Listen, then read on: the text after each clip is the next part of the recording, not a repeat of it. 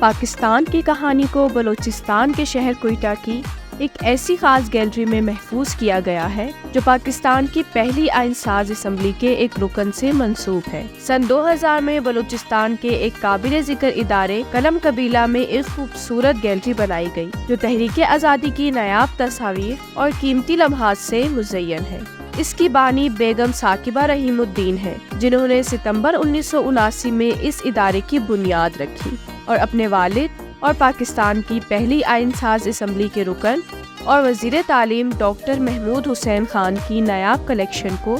اس gallery کے قیام کے لیے وقف کر دیا،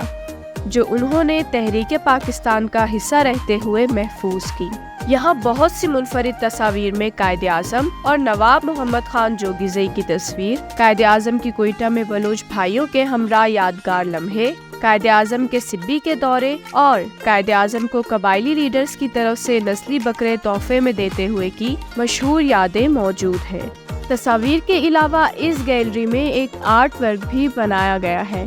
جس میں سر سید احمد خان، علامہ اقبال اور قائد اعظم کی خدمات کو خراج تحسین پیش کیا گیا ہے۔ پاکستان کے قیام میں بلوچستان کے اہم کردار کو محفوظ کرنے کی بیگم ثاقبہ کی یہ کوششیں قابل تحسین اور ملک سے ان کی محبت کا منہ بولتا ثبوت ہے، جو ہم سب کے لیے ایک مشعل راہ ہے۔